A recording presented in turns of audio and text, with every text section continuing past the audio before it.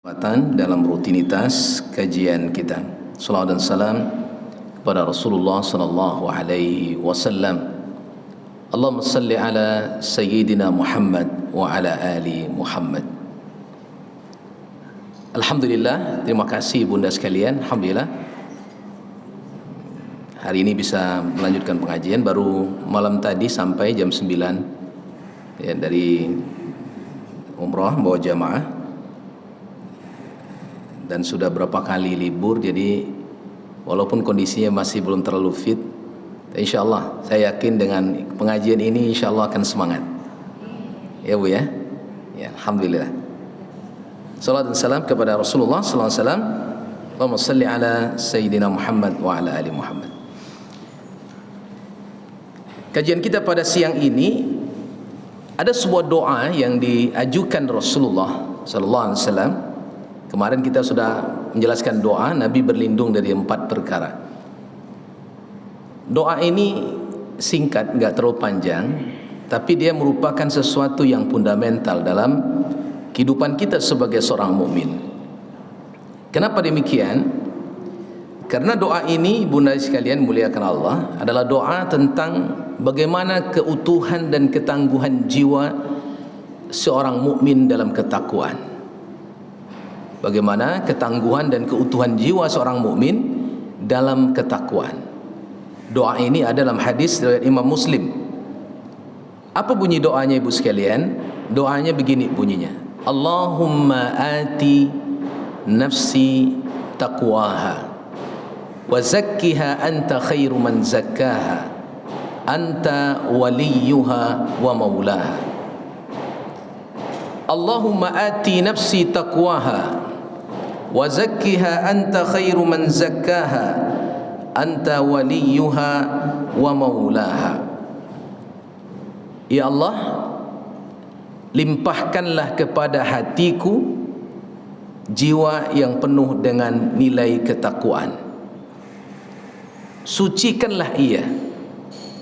Anta khairu man zakkaha, engkaulah zat yang maha mensucikannya.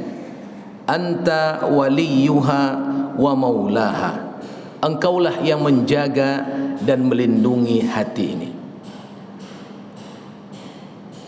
Doa ini sekaligus mengandung makna bagaimana menyerahkan totalitas kejiwaan kita ini hanya kepada Allah. Kenapa demikian ibu sekalian? Doa ini syarat dengan makna. Nanti saya share doa ini ke WA ya Bu ya. Nanti Ibu bisa lihat, nanti bagikan ya Bu ya ke teman-teman yang lain. Allahumma ati nafsi taqwaha, ya Allah berikanlah aku karunia hati yang penuh dengan nilai ketakwaan. Kunci persoalan hidup ini Bu sekalian berawal dari hati. Maka ada istilah orang, ada orang yang baik hati, ada orang yang busuk hati.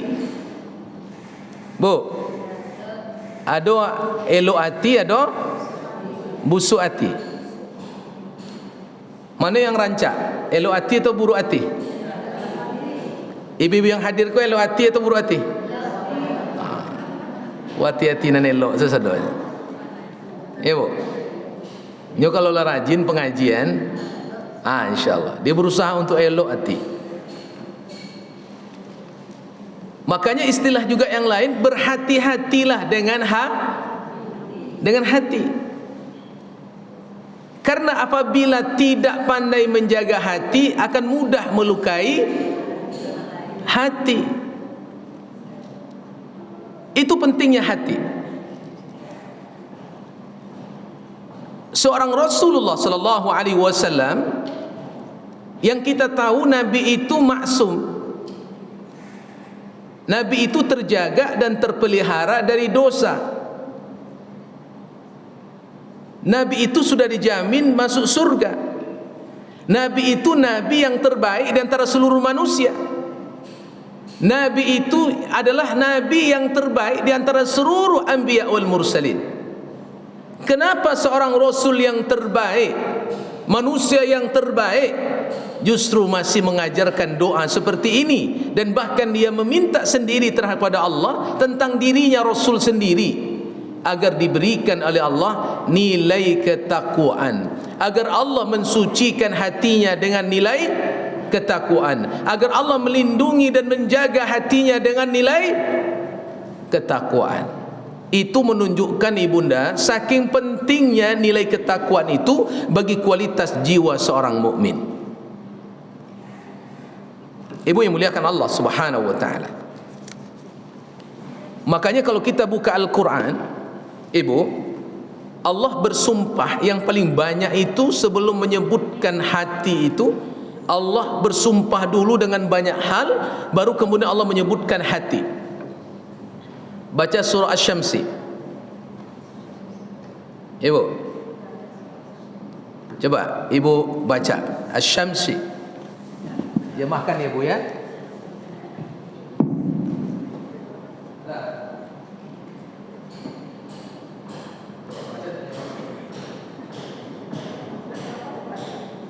Juz 30. Asy-Syamsi, wasyamsi wa duhaha. Yang sering Ibu baca salat duha.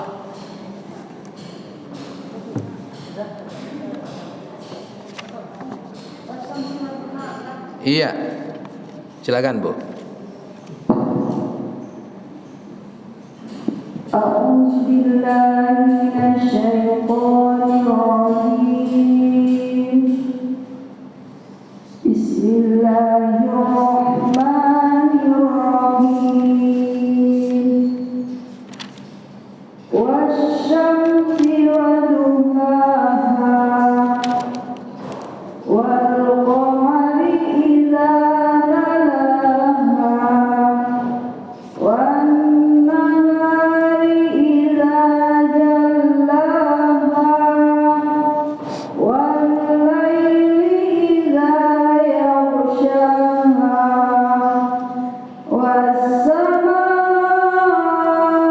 wa ma banaha wal ardi wa ma dhahaha wa nafsin wa ma sawwaha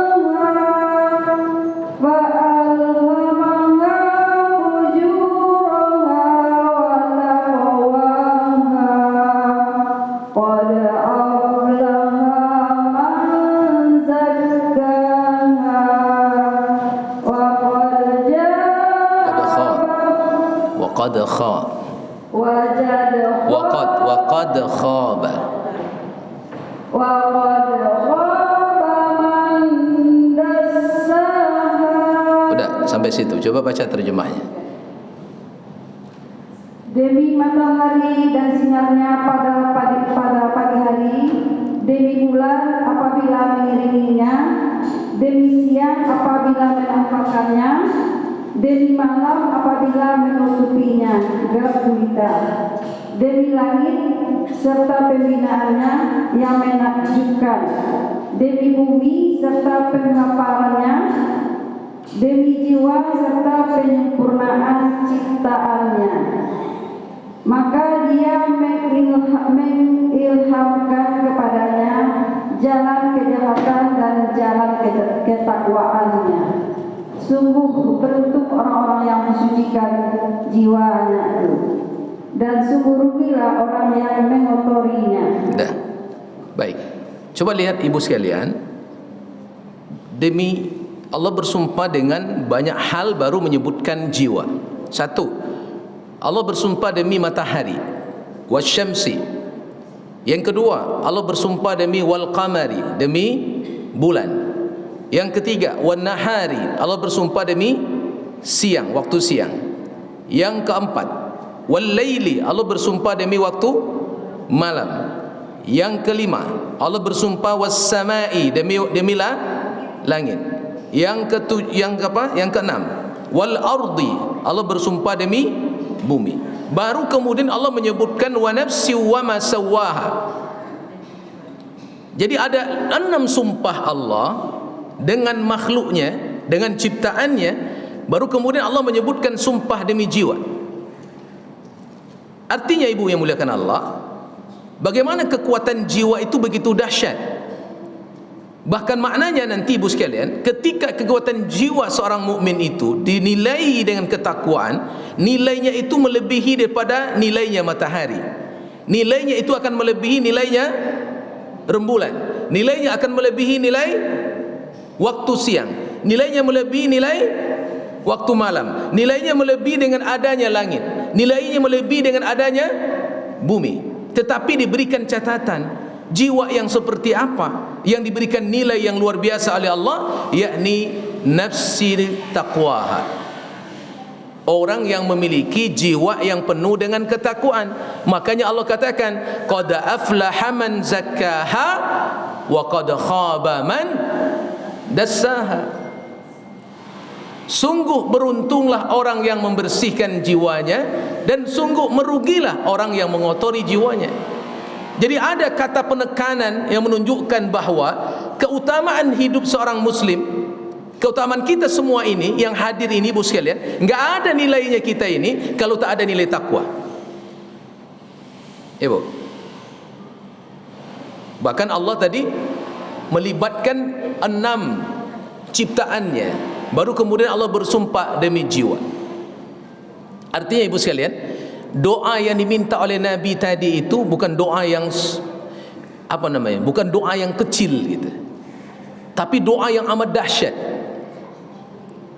Bukankah yang menggerakkan ibu datang ke sini karena nilai takwa? Orang yang tak memiliki nilai takwa cinta enggak majlis ilmu? Cinta enggak kebaikan? Cinta enggak duduk dengan orang-orang baik seperti ini? Enggak. Bersyukurlah ibu sekalian, karena Allah masih menitipkan nilai takwa di hati kita. Kalau enggak ada nilai takwa ibu sekalian, enggak ada menariknya agama ini, tidak ada menariknya kebaikan, tidak ada menariknya amal saleh. Yang justru membuat mereka tertarik hanyalah dosa, hura-hura, pembelaan terhadap kemaksiatan dan kemungkaran. Itu yang terjadi. Alhamdulillah. Ya, sebelum doa ini kita hafal, ibu-ibu nilainya sebenarnya sudah ada. Tapi kita pertajam lagi dengan pembahasan ini agar ibu-ibu paham betul, kita semua ngerti bagaimana nilai ketakwaan itu mesti kita jaga, mesti kita pelihara. Dan nilai ketakwaan itu tempatnya di dalam hati, letaknya di dada manusia. Ya bu, maka kenapa kita penting bicara tentang aspek jiwa ini? Kenapa Nabi juga mementing berbicara tentang aspek kejiwaan? Dan dimaksudkan oleh Nabi, aspek jiwa yang dimisahkan Nabi adalah jiwa yang penuh dengan nilai ketakwaan. Dan yang menjaga nilai takwa kita itu ikhtiar kita dan ridhonya Allah kepada kita. Ya bu, sulit ibu sekalian. Iman kita ini mudah enggak tercabut. Bahkan kata Nabi SAW, iman kita ini, takwa kita ini lebih cepat lepasnya bu. Ibu kurung kuda di sebuah kandang. Sudah sekian tahun ibu kurung kuda tadi, lalu ibu bukakan pintunya, cepat enggak dia keluar? Kata Nabi SAW, lepasnya iman dan ketakwaan kita dalam dada kita ini jauh lebih cepat ketimbang keluarnya kuda dari kandang yang dikurung, ketimbang nilai ketakwaan. Cepatnya lagi ketakwaan itu. Iman kita tu jauh lebih cepat keluarnya ketimbang kuda yang tadi berlari kencang meninggalkan kandangnya. Bayangkan mengerikannya itu bu. Ya, ini sudahlah pengajian malas, amal soleh tak ada, dosa banyak, ya sudahlah, tamat sudah. Ya bu, saya bangga nih ibu-ibu ini mulai ramai gitu ya. Alhamdulillah. Satu-satu mulai. Membangunnya sulit, mempertahankan jauh lebih sulit. Di sini pondasi yang disampaikan. Nah, ibu yang muliakan Allah Subhanahu wa taala. Makanya kalau kita lihat sejarah ibu sekalian, Allah ini ingin menyampaikan satu fenomena yang real gitu, kenyataan yang ada dalam kehidupan dunia ini. Dan ini dibuktikan oleh Rasulullah SAW bahwa Nabi membawa agama yang hak ini atas perintah Allah. Sebetulnya ibu sekalian adalah yang pertama itu ingin meninggikan derajat seorang manusia itu menjadi terhormat dengan nilai keimanan dan ketakwaan.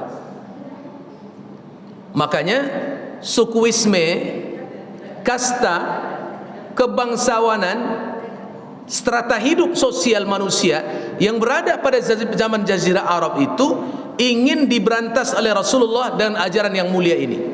Apa maksudnya? Dulu ada perlakuan yang namanya perbudakan. Bu, pernah dengar ada istilah perbudakan dalam awal keislaman itu sebelum dilahirkan oleh Allah? Ada enggak di zaman dulu? Budak. Ya, Bu. Budak itu kira-kira terhormat atau terhina? Terhina. Kenapa terhina? Karena budak itu sama seperti barang, sama seperti materi kebendaan, bisa dijual, bisa diapain saja, dan tak ada hak untuk melawan. Itu budak. Ya, Bu. Datangnya Islam itu mengangkat martabat manusia, melepaskan dari perbudakan. Makanya ada di antara hukuman terhadap kesalahan membayarkan nazar itu termasuk adalah memerdekakan budak. Ya, Bu ya. Ada melanggar hukum memerdekakan budak. Dan inti yang diinginkan oleh Allah itu adalah bagaimana mengangkat nilai perbudakan yang sifatnya strata sosial yang membuat manusia terhina dalam pandangan manusia menjadi terhormat. Dengan Islam datang, dia dimerdekakan karena imannya, bukan karena kulit hitamnya, bukan karena sukunya terkebelakang, tidak, tetapi dia dimajukan dan diangkat oleh Rasulullah karena iman dan ketakwaannya. Itulah kisah diantaranya Bilal bin Rabah. Ibu pernah jumpa sama Bilal tuh?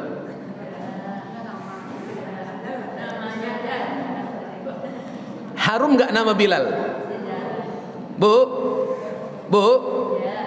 kalau hidup, seandainya ibu hidup di zaman Rasulullah, lalu ibu dinikahkan dengan Bilal, ibu wanita cantik, Bilal ni laki-laki yang hitam legam, ibu mau enggak?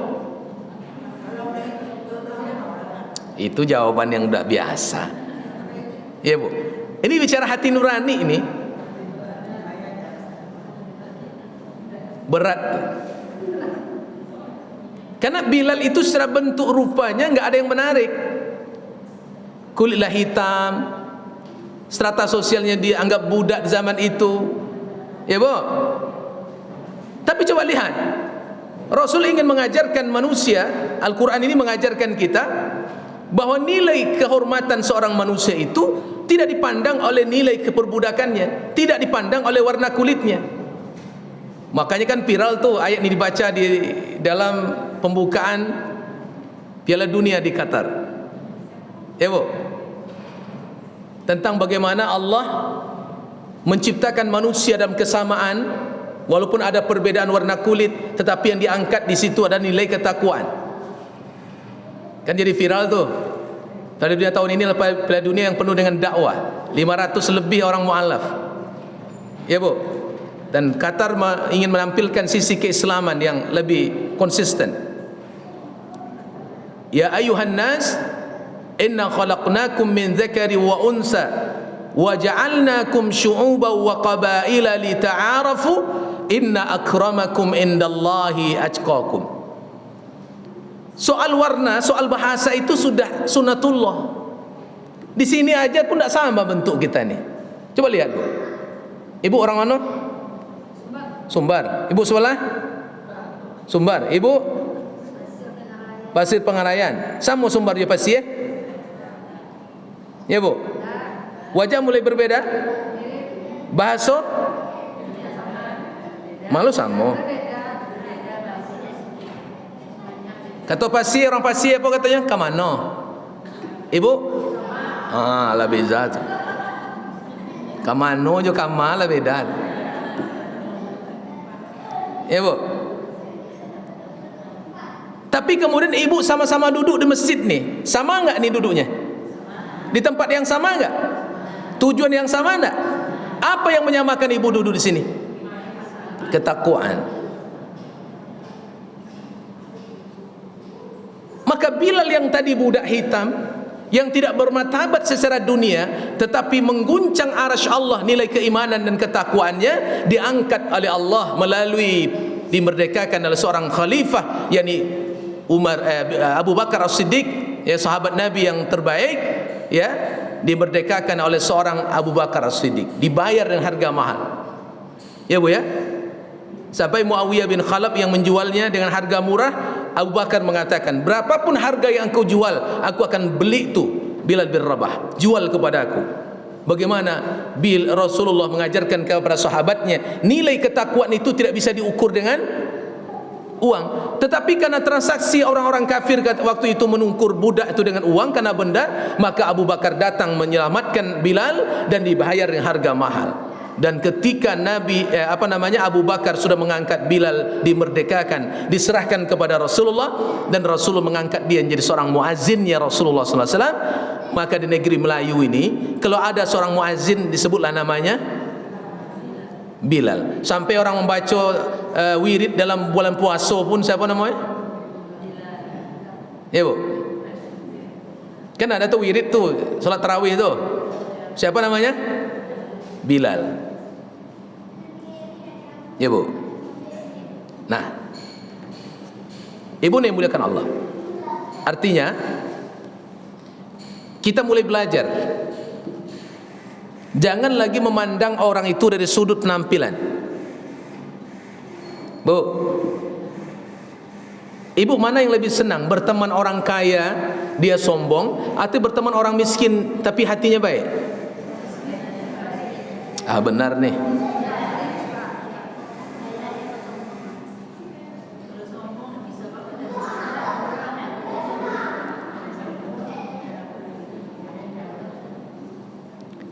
Sekarang zaman akhir zaman ini banyak enggak orang yang mengukur kemuliaan seseorang itu dengan bendanya?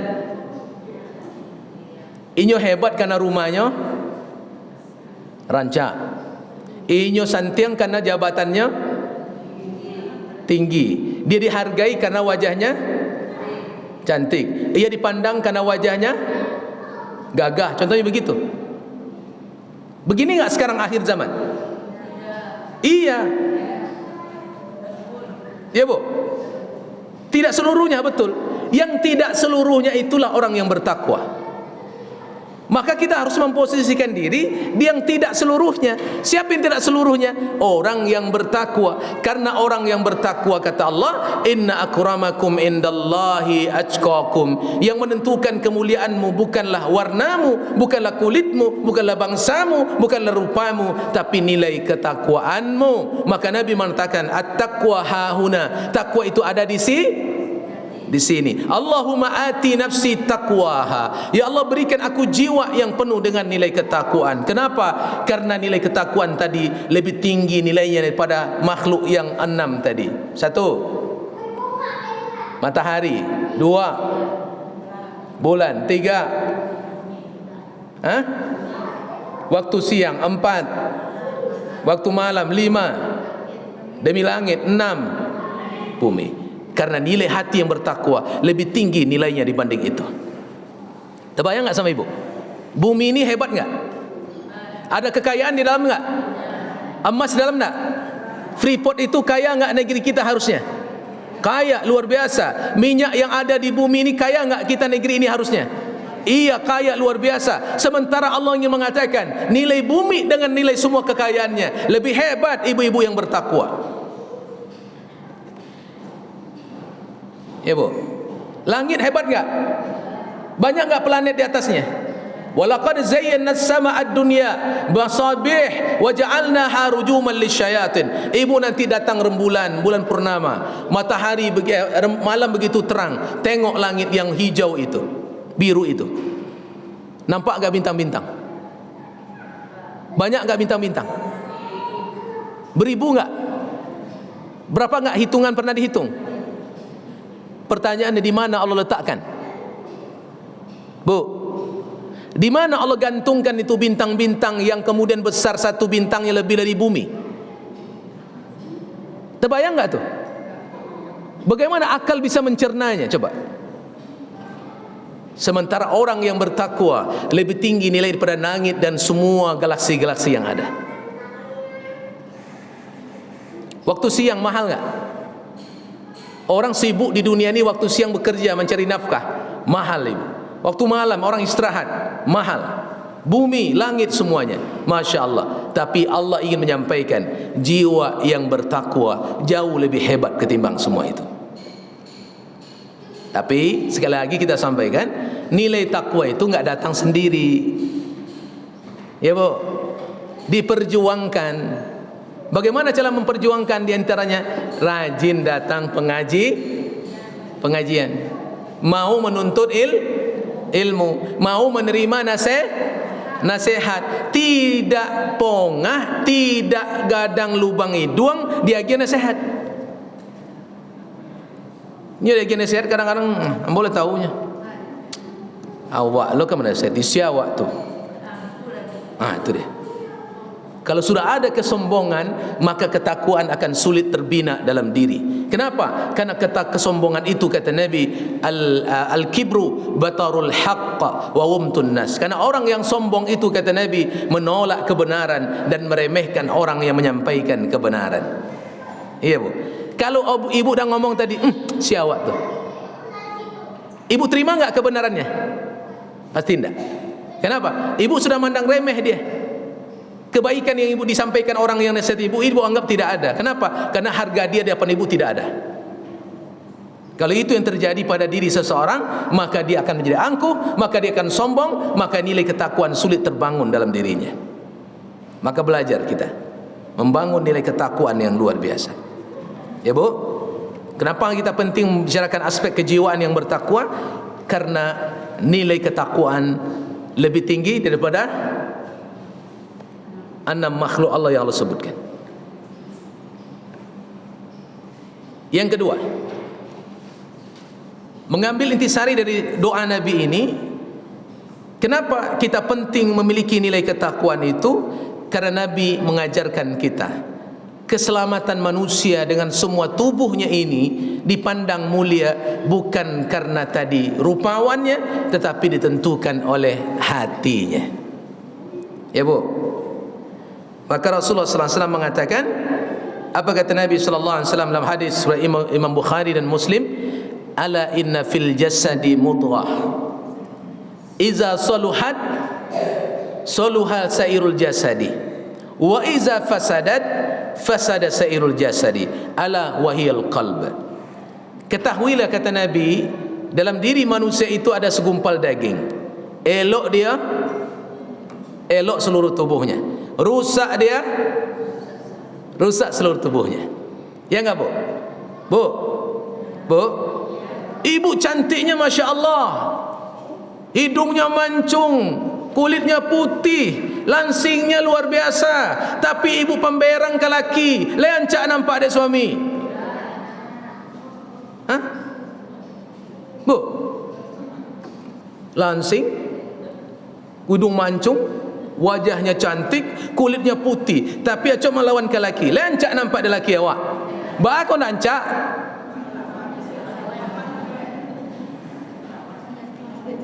Di mana wajah yang cantik tadi kok hilang?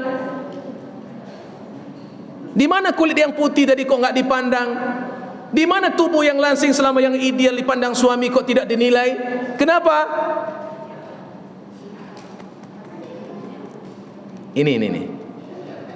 Ya bu, karena nilai ketakwaannya rusak, karena jiwanya sakit. Bini yang cuk melawan ke laki itu sakit tak jiwanya? Hah? Jadi kecen orang sakit jiwa tu yang senewen giko je ndak. Yang cuk melawan ke laki itu sakit jiwa aja nama itu. Iya. Awak tak sadar awak sedang sakit jiwa. Awak kata orang awak sehat tu. Ya bu.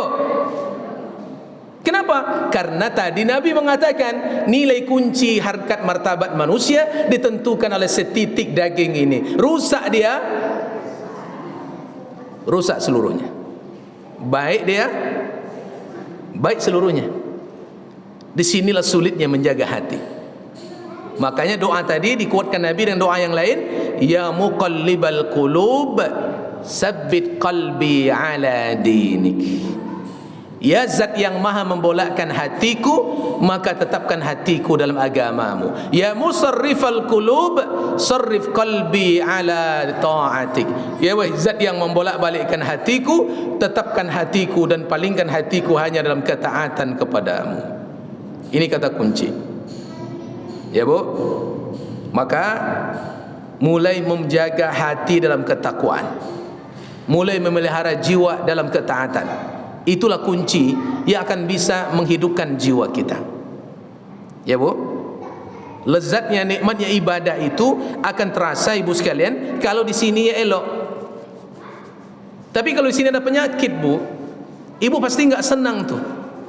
Lihat orang baik ibu nggak suka. Kenapa? Lihat orang yang kemudian berlebih hidupnya dengan kita nggak suka. Kenapa? Karena ada penyakit dalam hati.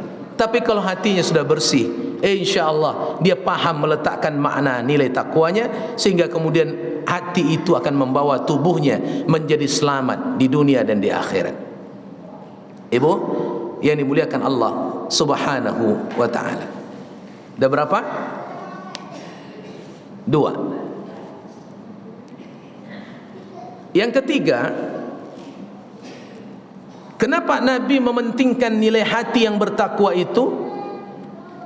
Karena di antara misinya dakwah Rasul itu, ibu sekalian, kenapa Rasul itu hadir ke dunia dan diletakkan menjadi Nabi di akhir zaman, dan kenapa kemudian Nabi diangkat dari golongan Arab dan kemudian dari suku Quraisy? Ada hikmah semuanya ibu sekalian. Jangan nanti ibu ngomong begini, kenapalah Nabi Muhammad enggak dari orang Indonesia dari dulu ya, gitu kan? Gitu, itu kan menurut akal kita. Allah sudah mengatakan, inna anzalnal qur'ana arabiyan, kami menurunkan Al-Quran itu dalam bahasa Arab. Al-Quran dalam bahasa Arab, maka nabinya juga orang Arab, Nabi Muhammad SAW. Tapi ada hikmah ibu sekalian, karena di waktu itu orang-orang jahiliyah itu betul-betul hidupnya sudah tidak berperi kemanusiaan. Ya Bu, hukumnya hukum rimba. Ya Bu, yang kaya berkuasa, suku terhormat menindas suku yang lemah. Ya Bu, judi, zina, mabuk-mabukan menjadi kebiasaan hidup. Yang paling dahsyat itu Allah dianggap tidak ada penyembahan kepada Allah. Ini yang dahsyat, syirik akbarnya itu. Wanita-wanita dijadikan pemuas hawa nafsu saja, budak-budak. Ya Bu, nggak ada harkat. Anak-anak wanita didatangkan aib, tidak membawa kehormatan.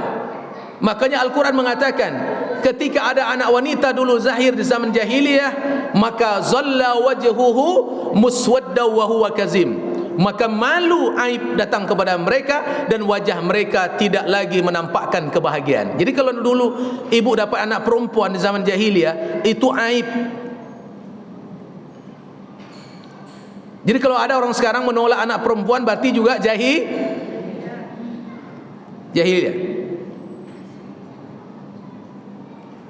Ya Bu ya. Kalau ada orang mengatakan nanti keterhormatan itu karena anak laki-laki, kalau punya anak perempuan tidak terhormat, itu perlu diluruskan. Enggak benar. Mau laki-laki atau perempuan sama saja. Yang penting ibu punya anak laki-laki tapi preman, ibu punya anak perempuan tapi solehah, mana yang lebih hebat? Yalah, perempuan solehah, laki-laki tapi preman. Ibu, nilainya bukan karena laki-lakinya, bukan karena perempuannya. Kalau ada lagi pemahaman punya anak laki-laki itu lebih terhormat, kalau perempuan tidak terhormat, bukan karena saya mengatakan saya anak punya perempuan 3, enggak. Ibu, ayolah Ustaz, anak Ustaz produksi saya doang tu, itu ceramah Ustaz, enggak. Ibu, ini karena Allah ingin menyampaikan bahwa tidak ada perbedaan sebetulnya di pandangan Allah, laki-laki maupun perempuan. Yang penting nilai takwanya. Nah, Rasulullah hadir, tujuannya Rasul hadir itu apa? Di antaranya ibu sekalian adalah wa yuzakkihim. Allah hendak mensucikan hati-hati manusia. Coba lihat tuh. Ya, Huwallazi ba'atsa fil ummiyina rasulan minhum yatlu 'alaihim ayatihi wa yuzakkihim. Di antara kemudian tugas Allah mengutus Rasulnya itu kepada umat ini adalah membacakan Quran. Kemudian di antara tugasnya adalah wa yuzakkihim, kemudian membersihkan jiwa manusia. Jadi poinnya termasuk kepada aspek sentral dari tugas kerasulan Nabi, yakni membersihkan jiwa manusia. Jadi enggak main-main ibu sekalian. Makanya kalau ada orang sekarang enggak mau membersihkan hatinya, Rasul aja ditugaskan untuk membersihkan hati, berarti dia lebih hebat ketimbang Nabi. Ya bu. Kalau ada orang zaman kini yang merasa hati yang paling elok, ya bu, mentera hatinya udah elok dong, itu hebat daripada Nabi itu. Nabi saja yang sudah terbaik hatinya merasa tidak terbaik di hadapan Allah. Bayangkan tuh, udah terbaik bu, tapi merasa tidak terbaik di hadapan Allah. Dengan doa begini, Nabi mengatakan jiwanya tidak merasa terbaik, maka dia masih minta perlindungan kepada Allah. Apalagi kita umatnya yang justru nggak ada jaminan terbaik. Disinilah kekuatan kita belajar untuk membersihkan hati dan membersihkan jiwa kita, ibu yang muliakan Allah Subhanahu wa ta'ala. Ya, bisa dipahami bu? Jadi doanya tadi adalah Allahumma ati nafsi taqwaha wa zakkiha anta khairu man zakkaha anta waliyuha wa maulaha. Ya Allah, berikan aku hati yang penuh nilai ketakwaan, ya, wa zakkiha, sucikan ia, sucikan. Anta khairu man zakkaha, engkaulah Allah zat yang maha mensucikan. Ya bu, kalau Allah enggak mensucikan hati kita ibu sekalian, enggak ada kehormatan. Andaikan taubat Nabi Yunus tidak diterima oleh Allah, maka Nabi Yunus akan terhina. Tapi karena Allah memberikan peluang kepada Nabi Yunus untuk membersihkan hatinya dan menerima taubatnya, maka Nabi Yunus diselamatkan dari perut ikan. Ya bu. Jadi jangan kita mengatakan kita ni sok hebat, sok suci dengan amal kita ibu sekalian, enggak. Amal kita ni tidak mengatakan kita ni sok hebat dan sok suci, enggak. Jangan ibu mengatakan saya ni ahli tahajud, saya ni lebih soleh ketimbang anda, enggak. Saya ni ahli baca Quran, saya lebih hebat ketimbang anda, tidak. Ya bu, kalau istri yang ibu lakukan justru masuk dalam perangkat kesombongan. Tapi justru doakan, mudah-mudahan amal ini membersihkan hati kita dengan izin Allah. Bukan karena kita saja bu. Kalau kita saja ibu sekalian, orang yang membunuh Umar bin Khattab itu hafiz Quran bu, tapi Khawarij menyelisihi Rasulullah SAW, hafiz Quran deh, nggak bisa. Ya bu ya, makanya minta sama Allah, ibu beramal agar Allah membersihkan hati ibu. Ibu rajin pengajian seperti ini bukan karena dia katakan, oh ibu tuh hebat ya sejak apa nih rajin pengajian, tidak itu. Tapi ingin mendapatkan jalan agar Allah membersihkan hati kita. Ya, itu kata kunci yang mesti ibu cantumkan dalam hati kita, agar nanti ya bu, endingnya ya, sangkutannya itu selalu kepada Allah, tidak karena ya, tetapi justru hanya karena Allah. Itu kata kuncinya. Sebab apa? Anta waliyuha wa maulaha, engkaulah yang menjaga dan yang akan membelanya. Kalau jiwa-jiwa kita ini ibu sekalian nanti kita mati dibela oleh Allah, layak engkau mendapatkan surga karena aku yang menyaksikan, kata Allah, udahlah selamatlah tu. Ya bu, kalau jiwa-jiwa kita ini nanti mati bu, ini kembali kepada tanah. Inna lillahi, yang mana? Yang mana yang inna lillah tu? Hah? Bu, inna lillahi wa inna ilaihi raji'un, yang mana? Ini yang kita kaji hari ini.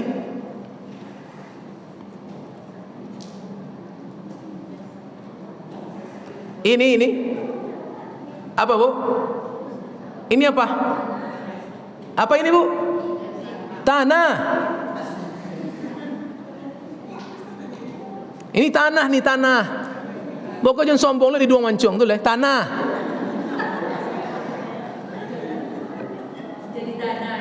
Kau sibuk dia memoles-moles. Sibuk dia mempancak-ancak. Ya bu, hati busuk nak je sadar. Ya, tanah. Nah adanya. Ni ha. Inna lillahi wa inna ilaihi. Di saat itu Allah tersenyum melihat kita.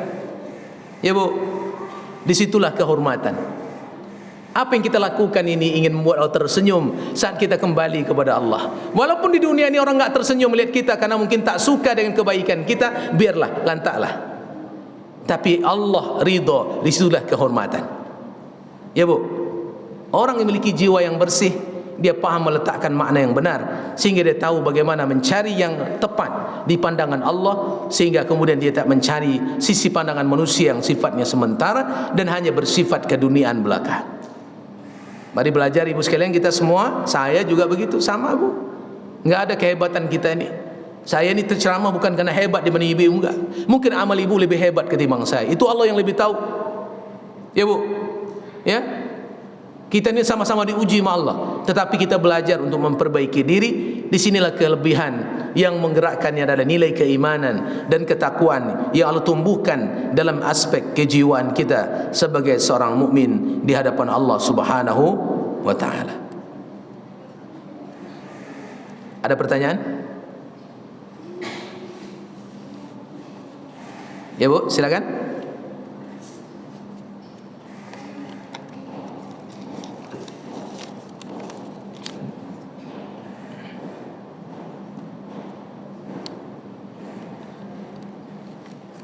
Ada? Silakan. Waalaikumsalam. Berbicara hati dan Ustaz, kalau dikatakan sulit, bisa sulit. Kalau dikatakan mudah, kan mudah Ustaz ya.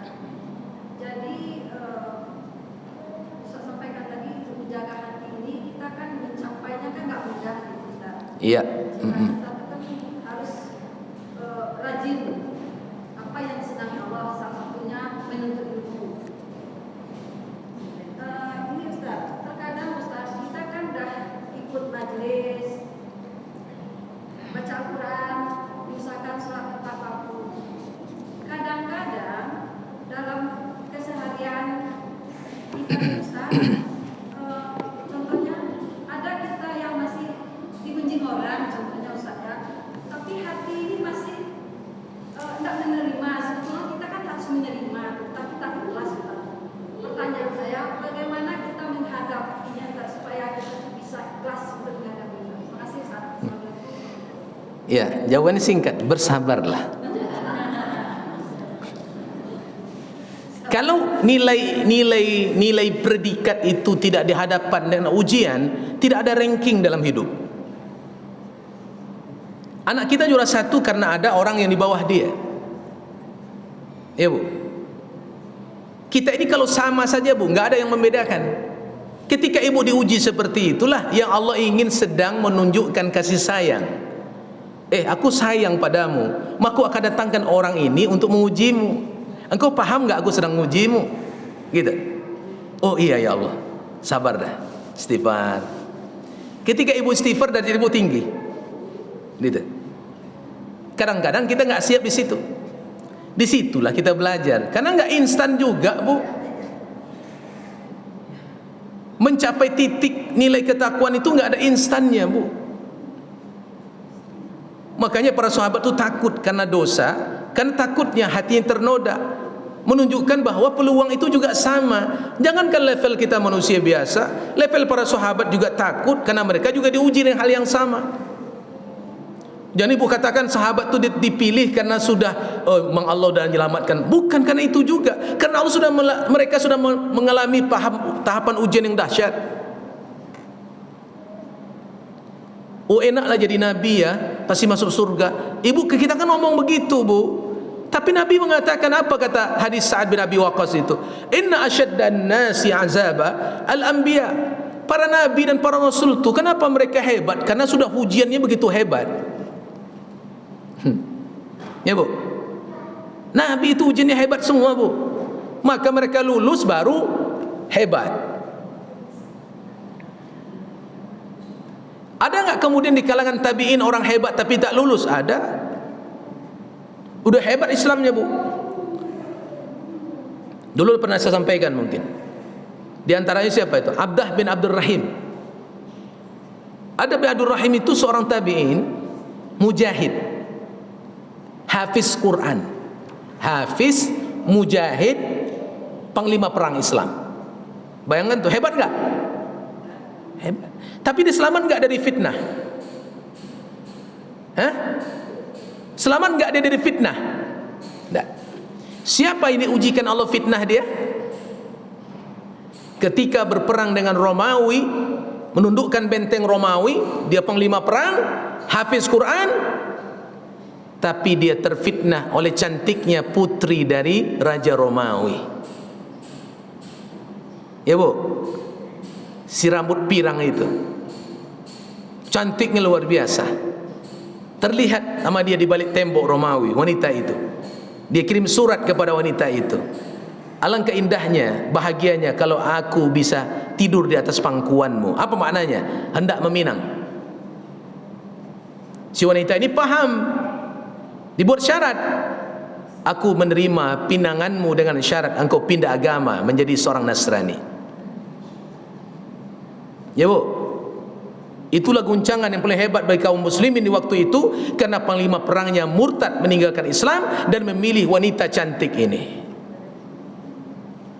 Itu sudah hafiz Quran Bu, mujahid, nggak ada jaminan. Kenapa? Dia diuji nggak sabar. Ya Bu, disinilah pertarungan kita. Jadi kita yang sudah rajin mengaji begini, kami ini udah lulus, Ustaz, belum tentu. Ya Bu, kan ujian kita masing-masing beda-beda. Ya Bu ya, ujian ibu nih beda, ujian ibu nih pasti beda lagi. Ya Bu, kan ibu yang tahu sendiri ujiannya seperti apa. Tapi karena kita sudah mulai punya senjata, ada benteng. Ya Bu, bentengnya ilmu ini yang kita paham. Oh ya Allah, tadi kan aku pengajian udah begini. Ini rumusnya kata guru, ini kata agama, ini kata Islam, ini kata Quran, ini kata hadis. Udah, gitu. Jadi itu yang mahal tuh gitu. Kita dapatkan kuncinya Bu. Ibu mau masukkan nanti kunci itu ke induk kuncinya supaya rumah terbuka atau tidak, terserah kita. Ya, ada orang punya anak kunci tapi tidak bisa masuk rumah, tidak pandai buka kuncinya. Ini nggak punya ilmu, tapi punya ilmu ada terpaan, ada badai, ada angin kencang, udah dia sabar. Inilah caranya Allah sayang kepadaku. Ya Bu, karena kan berulang kali disampaikan, Allah itu melihat kita ini sudah lulus atau tidak lulus ini bukan karena rajin ibadah begini, belum tentu Bu, tapi di ujiannya. Nanti Ibu buka surah Al-Ankabut tuh, ayat 2 ayat 3 itu. Al-Ankabut ayat 2 ayat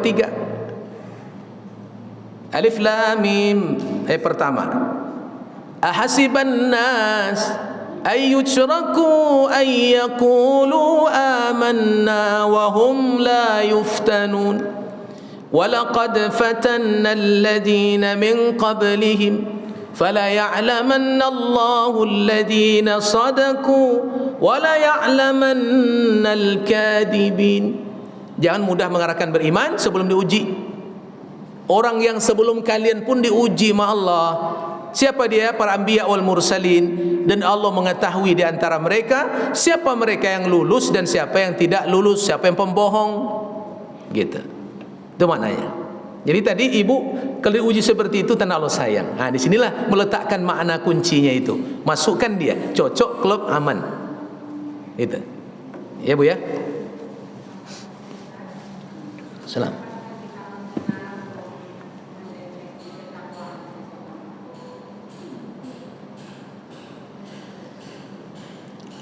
Dapatkah kita mendeteksi nilai ketakwaan seseorang? Secara umumnya bisa, tapi secara terperinci nggak bisa. Umum bagaimana? ibu melihat orang ini sudah mulai berubah. Dulu suka gunjing, sekarang tobat dia. Dulu dia buka aurat, sekarang nutup berhijab dia. Dulu nggak pernah ngaji, sekarang rajin dia ngaji. Itu zahirnya, tapi hakikatnya hanya dia yang tahu. Ya Bu ya?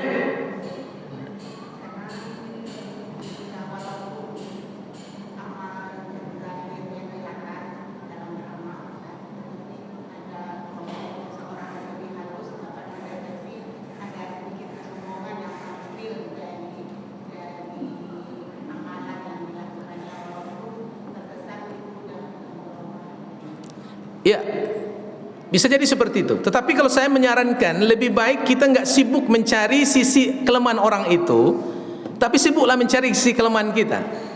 Karena nanti kalau kita sibuk sudah mendeteksi orang ini sudah baik, tapi kok masih ada kurangnya ya, disitulah nanti kita juga terjebak jatuh kepada sisi kelemahan kita di pandangan Allah. Ya Bu ya. Nah, yang penting orang seperti ini doakan saja, ya Allah, kayaknya masih ada keburukannya, rubahlah dia menjadi sempurna lebih baik ya Allah. Ya, sehingga kita nggak sibuk mencari sisi kelemahannya dia. Sehingga akhirnya orang begini apa? Kalau kita sibuk mencari kelemahan orang sudah baik dalam pandangan kita, jilbabnya sudah baik, gajinya sudah baik, baca Qurannya sudah baik, tapi ada sisi satu lagi yang kurang. Apa akhirnya setan membisikkan, percuma aja eloknya, ternatonya masih ada aja buruk alih. Disitulah kita larut dan hancur nanti, menyebabkan kita juga meninggalkan kebaikan yang banyak. Karena apa yang kita harapkan ideal pada orang yang kita anggap lebih baik, ternyata masih ada kurangnya. Itu nggak boleh. Maka disinilah bahasa pepatah orang tua kita, Bu,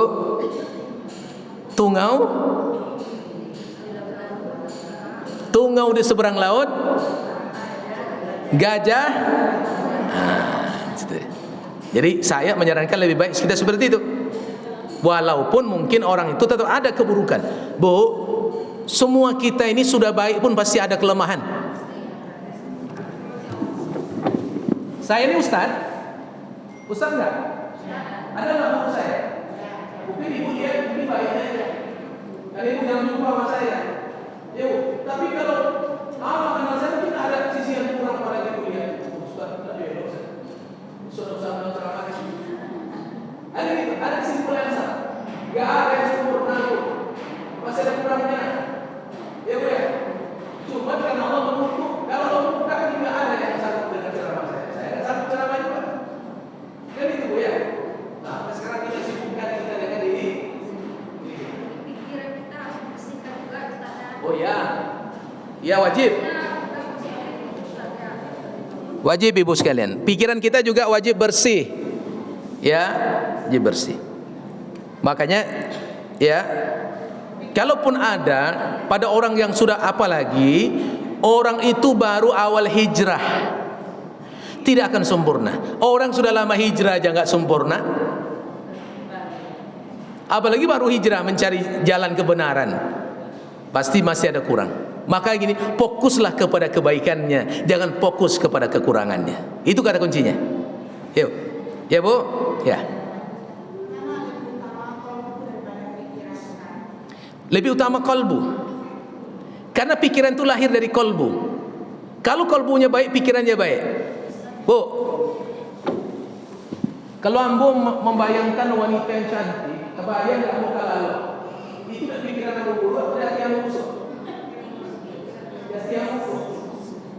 Dia menggerakkan tubuh ini bukanlah pikiran, tapi hati. Itu hadisnya tadi, elok hati ini, elok sesungguhnya. Dalam hadis lain, hati ini tentara, ini prajurit. Kalau dia perintahkan, dia akan bergerak sesuai komando.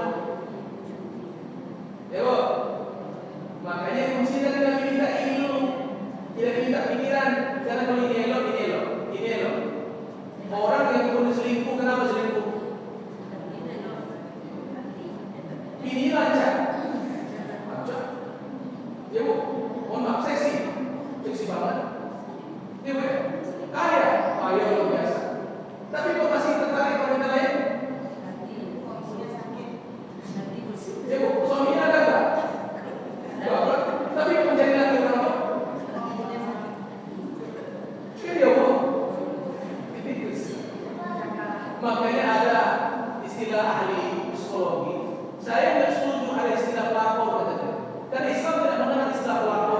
yang ada lemahnya hatimu dalam beriman.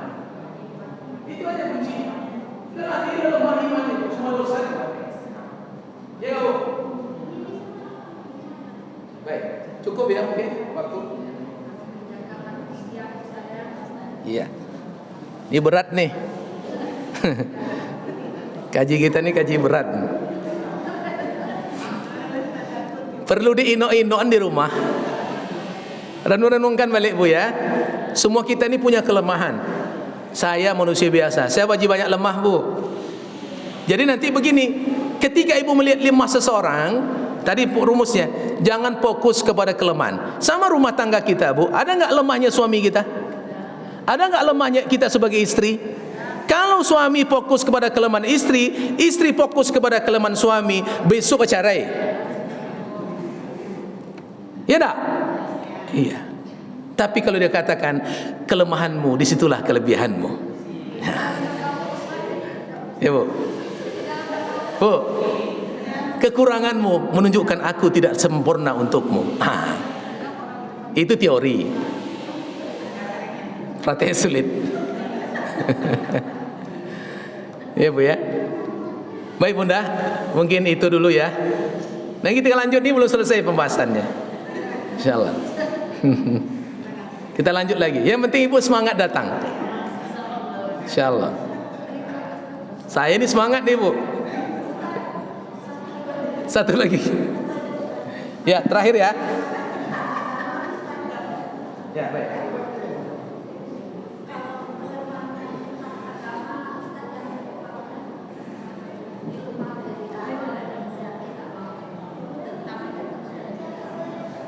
Lemah dan agama. Ya, Bu. Tetap bersabar. Suami boleh lemah agamanya, ibu lebih paham. Di situ kemudian ibu untuk mendidik dia kepada kebaikan. Udah kisahnya sudah. Lebih lemah lagi Fir'aun timbang suami kita. Mau suami kita sehebat Fir'aun enggak, tapi Asia begitu hebat bertahan. Ingat ya kisah itu. Ya, Bu. Aku ini bukan punya suami seperti Fir'aun. Sekian persen pun tidak, 0,1% pun tidak. Kenapa aku tak siap menerimanya? Ya, Bu. Teorinya. Ya, Bu ya. Nanti begitu. Ladang amanah begitu. Kalau ibu dititipkan suami yang kurang lebih baik ibu harus bersabar. Kalau kami dititipkan istri lebih kurang pada suami, di situ dalam bersabar. Makanya hunna libasul lakum wa antum libasul lahunna. Mereka pakaian bagimu dan kamu pakaian bagi mereka. Saling menutupi, saling melengkapi. Oke. Ada lagi. Jadi apa maksud ayat yang pasangan yang lain perempuan yang lain? Oh iya, itu keumuman seperti itu. Apa maknanya?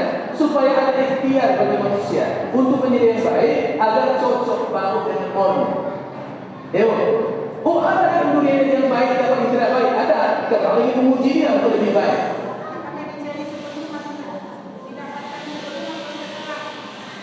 Islam tidak mengenal konsep pacaran. Ya, Bu. Yang ada ta'aruf. Menjadi dia wanita yang baik, insya Allah pasti sudah berikan jodoh yang terbaik. Jaminan itu ada. Tapi kalau dengan cara dia, saya ingin tahu dia baik dengan aku pacaran 2 tahun dulu, ya. Itu juga baik. Ya, Bu. Di cerita itu tadi ada pasangan kurang soleh sedangkan kehidupan istri tidak di mana letak ayat tadi? Iya. Letak ayat itu nggak ada yang salah. Ayat itu nggak ada yang salah. Jangan nanti mengucapkan ayat itu nggak cocok dengan keadaan dia. Ya. Hikmahnya tadi, kenapa Allah berikan ada Fir'aun, ada Asia, agar kemudian ada pembelajaran kesabaran menghadapi suami yang tidak baik. Pada jadi suatu saat suami yang tidak baik itu menjadi baik karena dia bersabar, pahala itu jauh lebih dahsyat. Ya, Bu.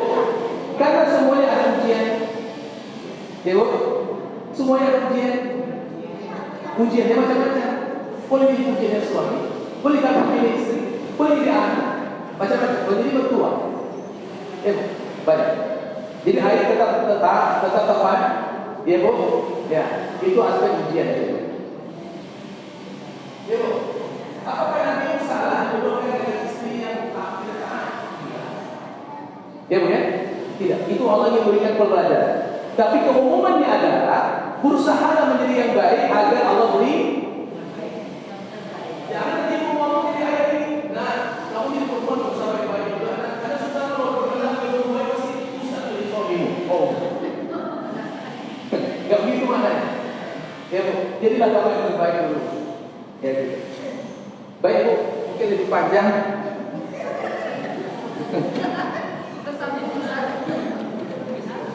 Ya, nanti kita lanjutkan. Insyaallah. Enggak apa-apa. Terima kasih Bunda. Itu kajian kita hari ini. Belum selesai, nanti kita sambung di 2 pekan yang akan datang. Ya. Kalau bicara aspek kejiwaan ini panjang. Baik, demikian terima kasih dan mohon maaf atas segala kekurangan, dan mari kita tutup dengan doa kebetul majlis. Subhanakallahumma wa bihamdik asyhadu an la ilaha illa anta astaghfiruka wa atubu ilaik. Assalamualaikum warahmatullahi wabarakatuh. Boleh dimatikan dulu ini?